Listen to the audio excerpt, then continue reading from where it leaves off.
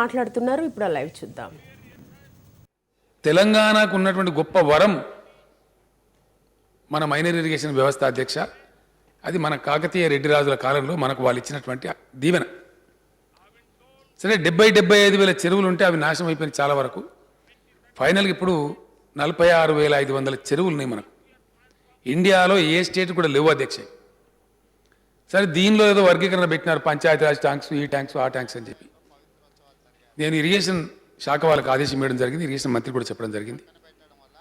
పంచాయతీరాజ్ లేదు, ఏం లేదు, అన్ని ఇరిగేషన్ ట్యాంకులే అనండి, అన్నిటినీ కూడా అభివృద్ధి చేయమని చెప్పినాం అధ్యక్ష. మిషన్ కాకతీయ అనేటువంటి ఒక బృహత్తర పథకం తీసుకున్నాం, తమకు తెలుసు, గౌరవ సభ్యులకు కూడా తెలుసు.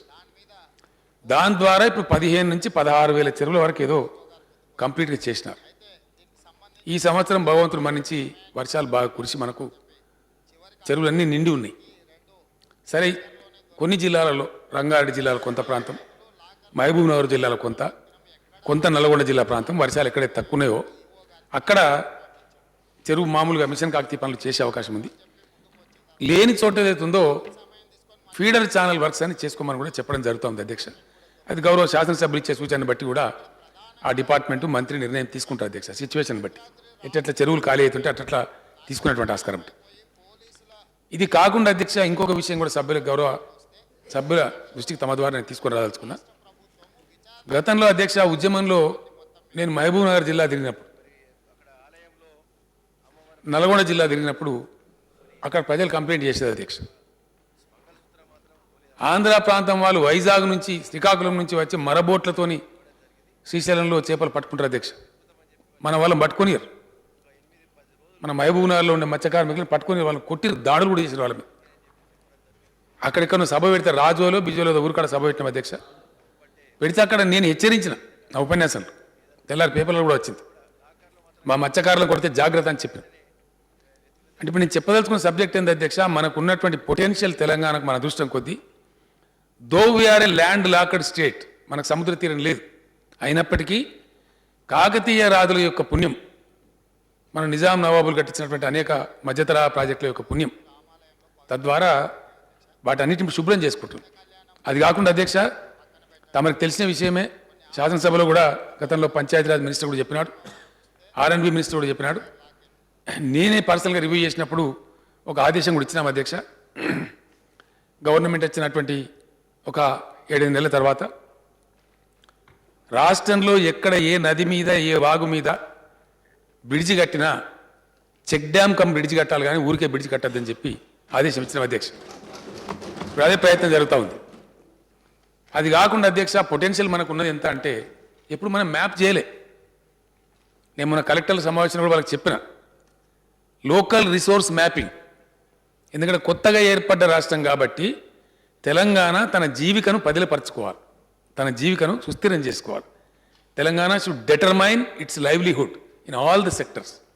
ఏ రంగంలో మనకు ఏం అవకాశం ఉంది, ఏం చేయాలి అని చాలా ముందు చూపు ఉండాల్సిన అవసరం ఉంటుంది అధ్యక్ష. దానికోసం అనేక విషయాలను సెటిల్ చేస్తూ పోయే క్రమంలో ఈ సంవత్సరం నేను తమకు హామీ ఇస్తా ఉన్నా అధ్యక్ష, తమ ద్వారా సభ కూడా హామీ ఇస్తా ఉన్నా, అద్భుతమైన పెట్టుబడులు ఈ రంగంలో పెట్టబోతా ఉన్నాం అధ్యక్ష. ఇప్పుడున్నట్టు ఏదో చెక్కులు గింతలు చేసి ఏదో 1 కోటి పిల్లలు వేసి 2 కోట్ల పిల్లలు వేసి ఇంతేసామని అది కాదు అధ్యక్ష. It's a Vibrant field. మనం ఎక్స్ప్లాయిట్ చేస్తే అధ్యక్ష, ఎకానమిస్టులు ఈ రంగంలో ఉన్న నిపుణులు చెప్పిన దాన్ని బట్టి 4.5 నుంచి 5.5 వేల కోట్ల రూపాయల చేపలు తెలంగాణలో ఉత్పత్తి చేసే ఆస్కారం ఉంది మనకు. అంత పెద్ద పొటెన్షియల్ ఉంది. And I'm sure, I'm confident we're going to achieve that 100%. వచ్చే బడ్జెట్ సమావేశంలో దీనికి అవసరమైన నిధులు కేటాయిస్తాం అధ్యక్ష. చాలా పెద్ద ఎత్తున పెంచుతాం. ఈ 100 కోట్లు దీంతో కాదు అధ్యక్ష, చాలా పెంచాల్సిన అక్కర్లేదు. 1, 2 దీనికి తగిన ఏర్పాట్లు కావాలి అధ్యక్ష. జూరాల దగ్గర మొదలుపెట్టుకుంటే దక్షిణ తెలంగాణలో ఉన్నటువంటి జూరాల, రామన్పాడు, శ్రీశైలం, నాగార్జున సాగర్, టేల్ పాండ్, పులిచింతల, నల్గొండ జిల్లాలో ఉన్నటువంటి మూసీ ప్రాజెక్టు, మహబూబ్నగర్లో ఉన్న కోయిల్ సాగరు, ఇప్పుడు కొత్తగా వచ్చినటువంటి సంగంబండ రిజర్వాయరు, అదేవిధంగా రేలంపాడు రిజర్వాయరు, వీటన్నిటిని కూడా స్టడీ చేస్తూ ఉన్నారు అధ్యక్ష. ఉత్తర తెలంగాణలో వస్తే మీరు సౌత్ తెలంగాణలో మీరు ఎగ్జామ్ చెంపుకోవటం ఏమైనా ఇది అక్కడ ఉంది అధ్యక్ష. ఆ బెల్ట్ అంతా అట్లా ఉంది. ఇటు ఈ పక్క వస్తే మనకిప్పుడు సింగూరు, నిజాం సాగర్, ఎస్ఆర్ఎస్పి, అట్టనే ఎల్లంపల్లి, కడెం రిజర్వాయర్, ఆదిలాబాద్లో ఉండే అనేకమైనటువంటి స్వర్ణతో మొదలు పెట్టుకుంటే సుధవాగు దాకా గడ్డెన ప్రాజెక్టు కావచ్చు, స్వర్ణ కావచ్చు, బట్టిబాగ్ కావచ్చు, కుమరం భీం కావచ్చు, ఆదిలాబాద్లో ఉండే అనేక మీడియం ఇరిగేషన్ ప్రాజెక్టులు, ఎల్లంపల్లి, లోయర్ మానే డ్యామ్, మిడ్ మానే డ్యామ్, అప్పర్ మానే డ్యామ్, వరంగల్లో ఉన్నటువంటి పాకాల, గణపురం, రామప్ప, లక్నవరం, అట్లనే ఖమ్మం పోతే లంకా సాగర్, వైరా, పాలేరు రిజర్వాయర్లు అన్నీ కూడా మనకు ఉన్నాయి అధ్యక్ష. ఇంకా చాలా ఉన్నాయి, ఇంకా చిన్న చిరక కూడా ఉంది. నేను బ్రాడ్గా చెప్తాను. దీన్ని పటిష్టంగా పక్కాగా 100% ఈ 5,000 కోట్ల రూపాయల ఆదాయం మన మత్స్య కార్మికులకు తెలంగాణలో అందించాలంటే పకడ్బందీ ప్రణాళిక రచన చేస్తా ఉన్నాం అధ్యక్ష. దక్షిణ తెలంగాణలో ఒక కాలేజీ రావాలి, ఫిషరీస్ కాలేజ్. అట్లనే ఉత్తర తెలంగాణలో ఇంకో కాలేజీ రావాలి. వచ్చే అకాడమిక్ ఇయర్లో డెఫినెట్గా 2 ఫిషరీస్ కాలేజీలు నెలకొల్పుతాం అధ్యక్ష. కాలేజీలు నెలకొల్పడమే కాదు, చేప పిల్లల ఉత్పత్తి కేంద్రాలు కిషన్ రెడ్డి గారు చెప్తా ఉంటే నేను అక్కడ ఛాంబర్లో విన్నా. ఇప్పుడు ఎక్కడి నుంచో కొనుక్కొస్తా ఉన్నాం. చేప పిల్లల చేప విత్తన ఉత్పత్తి కేంద్రాలు ఏవైతున్నాయో మనకి ఎన్ని అవసరం ఉంటాయో అన్ని మన దగ్గరనే ప్రొడ్యూస్ చేసే కేంద్రాలు కూడా ఎస్టాబ్లిష్ చేస్తాం అధ్యక్ష. నెక్స్ట్ ఇయర్కి అందుబాటులోకి తెస్తాం. ఈలోపు చెరువులు పుడికలు కంప్లీట్ అవుతూ ఉంటాయి. అదేవిధంగా అంతర్రాష్ట్ర సమస్యల మీద వేసినటువంటి కమిటీ ఉంది అధ్యక్ష. దాంట్లో ఇరిగేషన్ మినిస్టర్ గారు కూడా ఉన్నారు. ఆ కమిటీ ఆంధ్ర ప్రాంతీయులతో మాట్లాడి మన షేర్ డిటర్మైన్ చేసుకోవాలి అధ్యక్ష.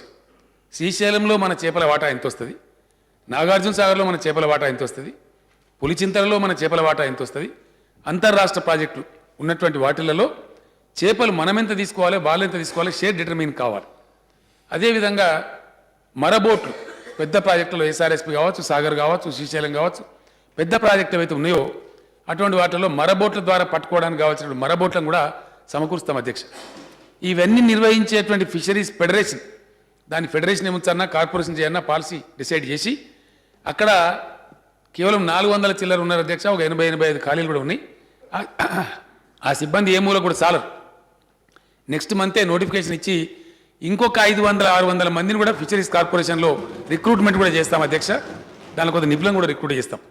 చేసి పటిష్టమైన పద్ధతిలో ఇది మత్స్య కార్మికులు ఏదో మత్స్యం అనేది కాకుండా ఇది మత్స్య పరిశ్రమగా, తెలంగాణ మత్స్య పరిశ్రమగా రూపుదిద్దడానికి దీన్ని సంపూర్ణంగా తీసుకెళ్లేది, దీన్ని ముందుకు తీసుకెళ్తాం అధ్యక్ష.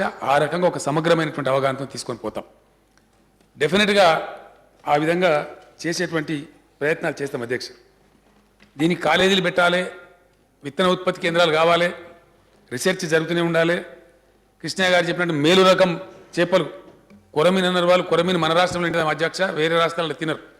ఎక్కడ కొరమీన్ తింటారో అక్కడ పంపాలి. వేరే రాష్ట్రాలు ఇష్టపడే కాడ ఇక్కడ మనకు కంట్రీలో మనమే కాదు అధ్యక్ష, ల్యాండ్ లాక్డ్ స్టేట్స్ చాలా ఉన్నాయి. మధ్యప్రదేశ్, ఛత్తీస్గఢ్, ఉత్తరప్రదేశ్, ఢిల్లీ, హర్యానా, పంజాబ్, ఇవన్నీ కూడా సముద్ర తీరం లేనటువంటి రాష్ట్రాలు ఉన్నాయి. అక్కడ కూడా బాగా ఎక్స్పోర్ట్ చేయగలుగుతాం. కొంత ఇతరత్ర దేశాలు కూడా ఎక్స్పోర్ట్ చేయగలుగుతాం. అందుకే ఇప్పుడున్న ఫిషరీస్ కార్పొరేషన్ జవజీవన్ లేకుండా ఉంది.